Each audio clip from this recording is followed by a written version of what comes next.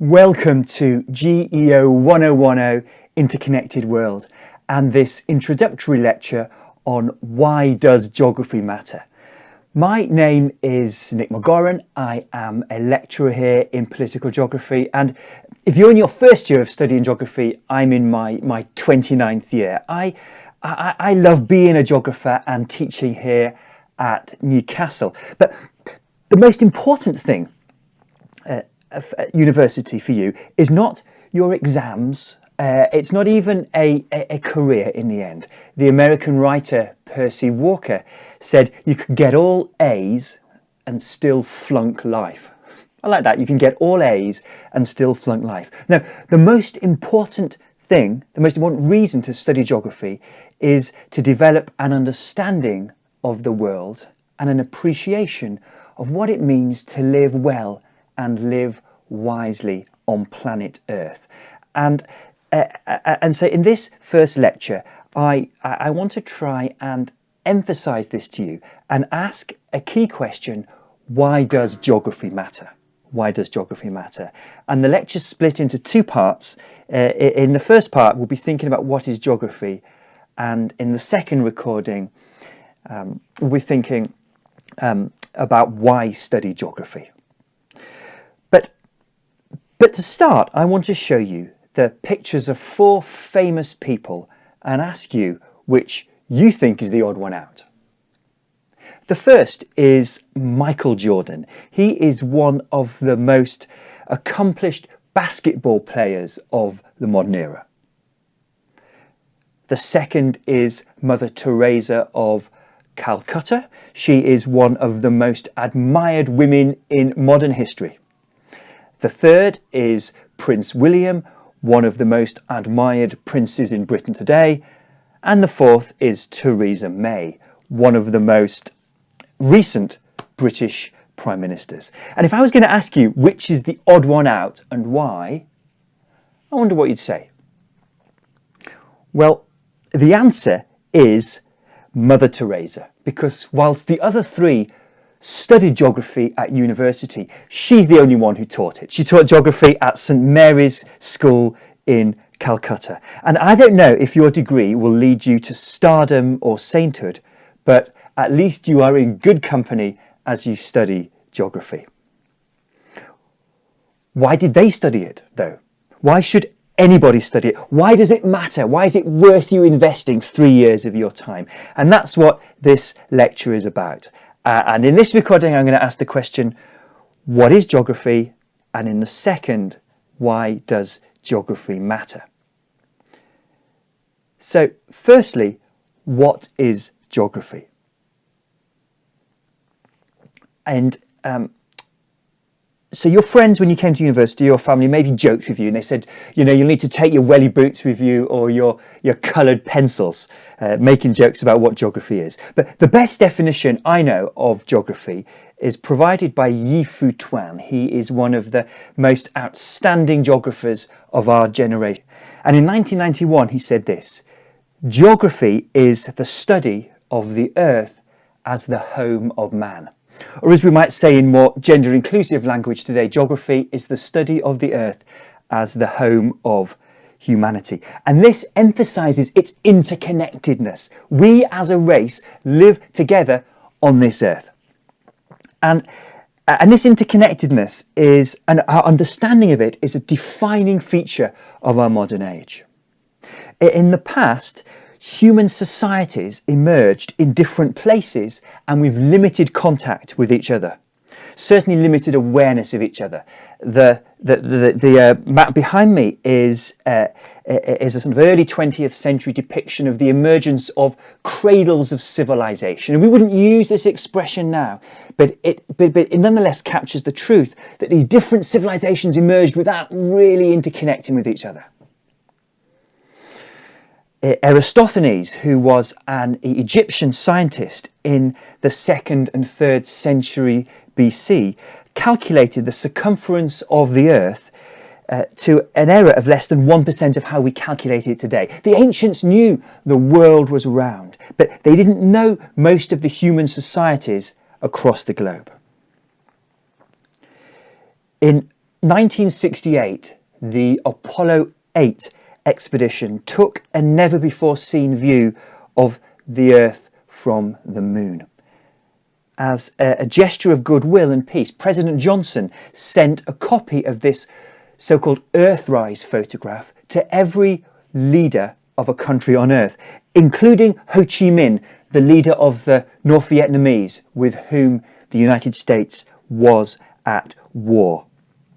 And he was, in sending this image, he was trying to emphasize what I've been arguing.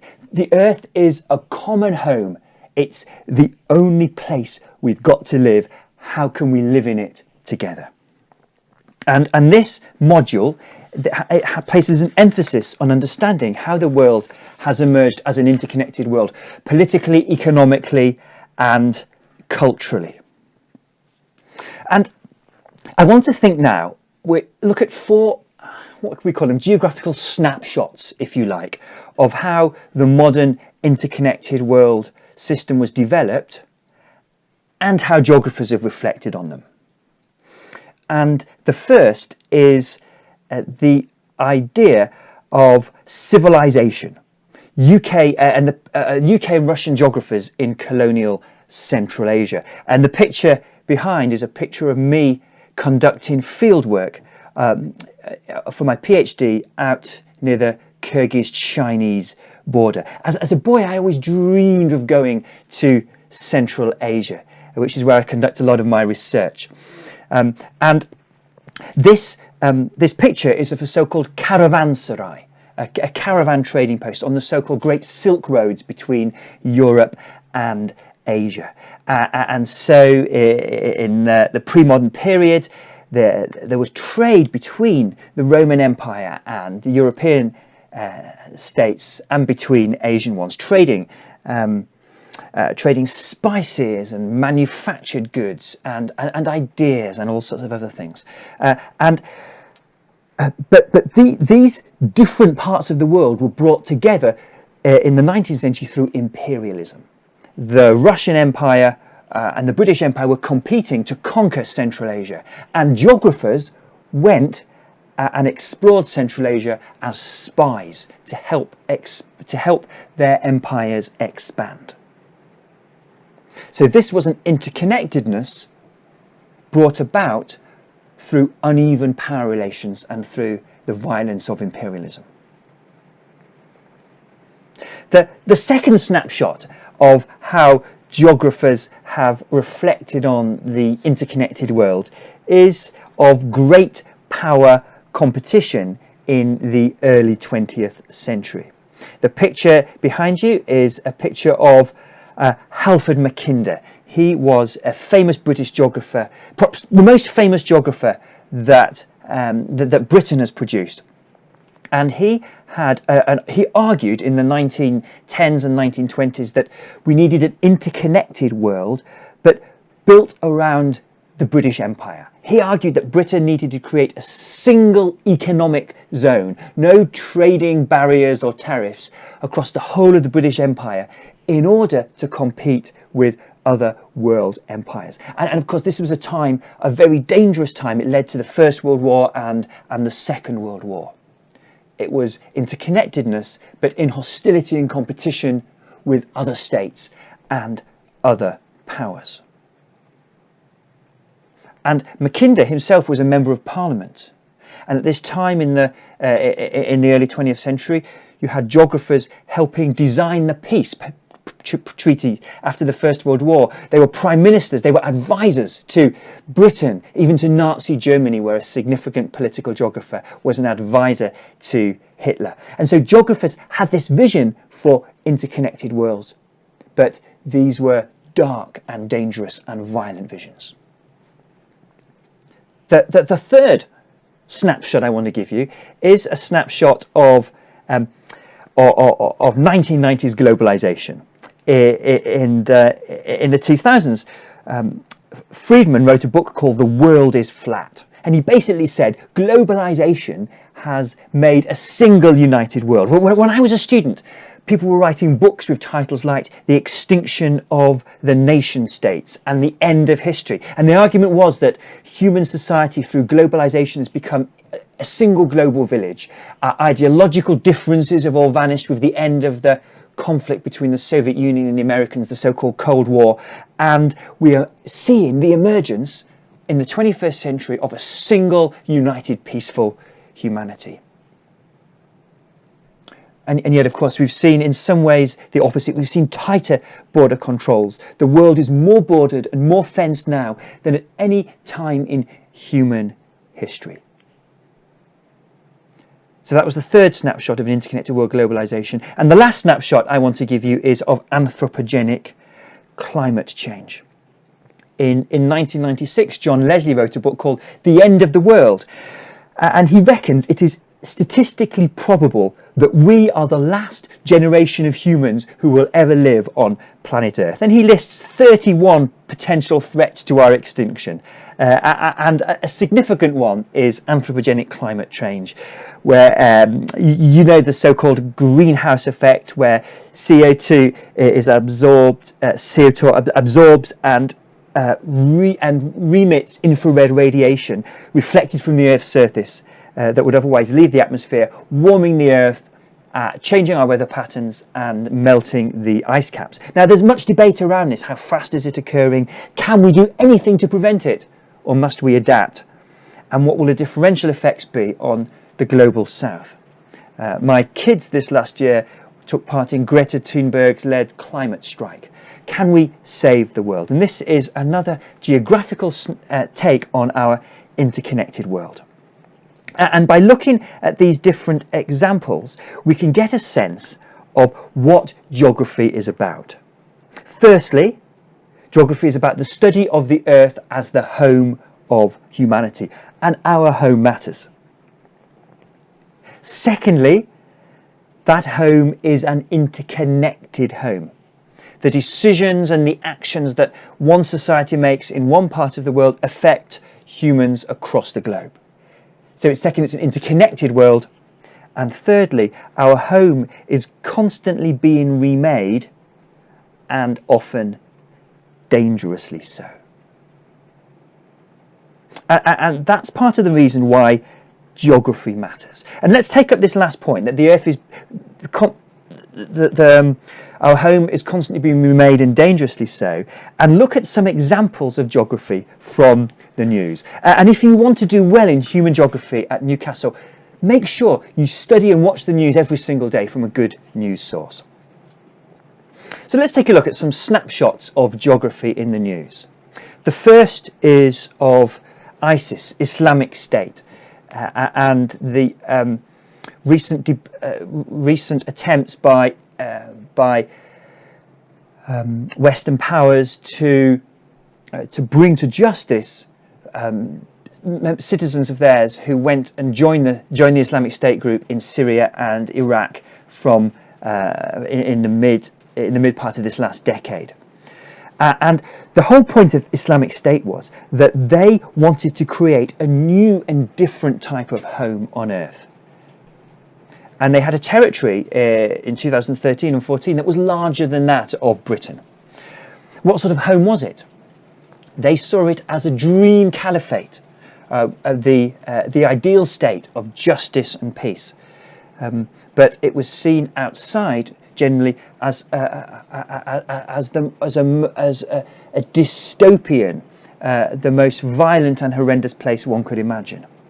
But what it showed was, not only was it a vision of humanity, it showed the interconnected world. Young Muslims travelled from Central Asia, from Africa, from parts of the Middle East, from Britain, from America, from Australia, all around the world to take part in building what they saw as this dream state, this new humanity, this new home on planet Earth.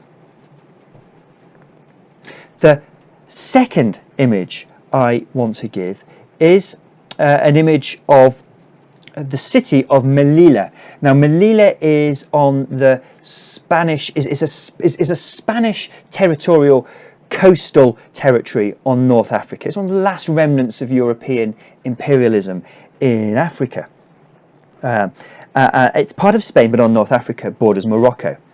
And a few years ago, it was my 40th birthday. And so I and some friends went to Melilla to celebrate my birthday. I love international borders and boundaries. I'm really intrigued by them. One of the reasons I love being a geographer is I get to travel to some really interesting and fascinating places.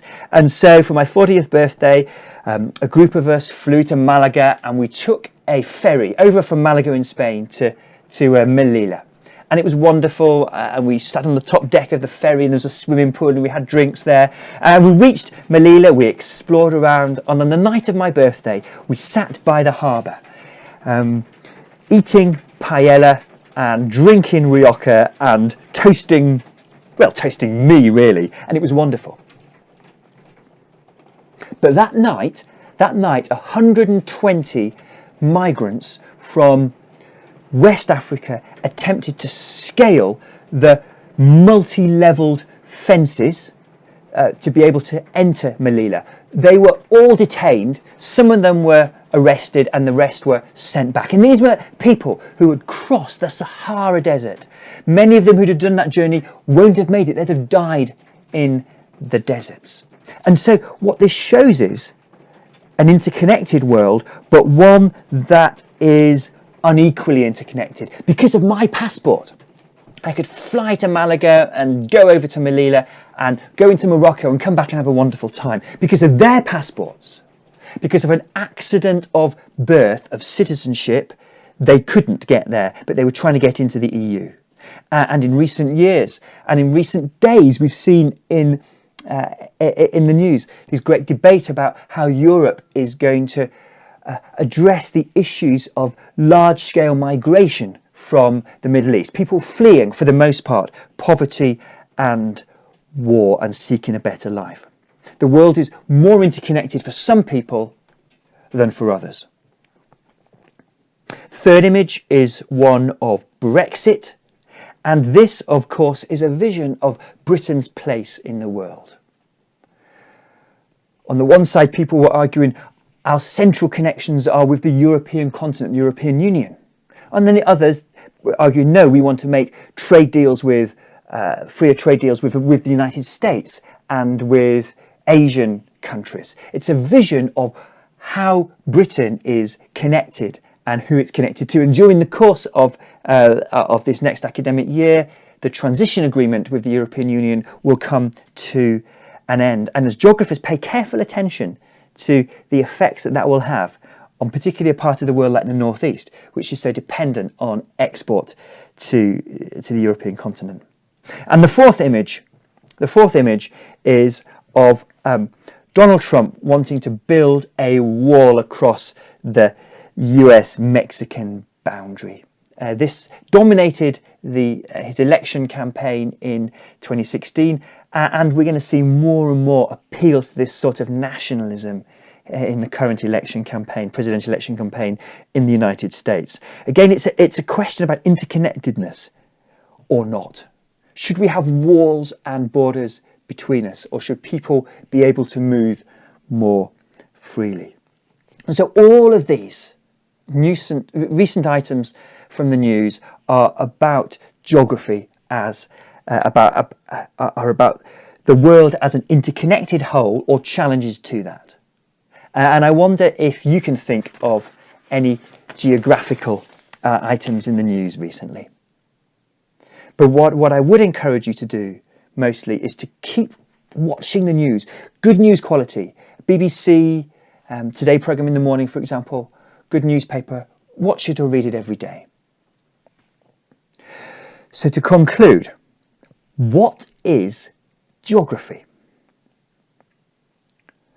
I'm going to make 3 points. Firstly, geography is the study of the Earth as the home of humanity. That is what human geography is. It's about trying to envisage the Earth as a whole, a place where we all live. Secondly, geography is the study of how this world is interconnected. Geographical analysis can help us understand what is happening in our often dangerous world. and how the world is unequally interconnected for different types of people. And thirdly and finally, the study of geography is also the question of how we can make the world a better place to live. The video playing behind me is the video of when Martin Luther King came to Newcastle in 1967 to receive an honorary degree. Newcastle was the only UK university to honour him in that way, and it's a great moment in our university's history. And 3 years ago, to honour the 50th anniversary of that, we built a statue to Martin Luther King behind the Armstrong building at our university. And in 3 years' time, as you graduate, the idea is that you walk out from your graduation ceremony past that statue of Martin Luther King. And it was placed where it was to act as an inspiration. And the challenge of Martin Luther King is this. It's not simply to understand how the world is as it is, but it's to ask, how can the world be changed? How can we make this unequal world a fairer world? How can it truly be a home where all humanity can thrive? And that's what geography is. It's the study of these questions. And that's why geography matters.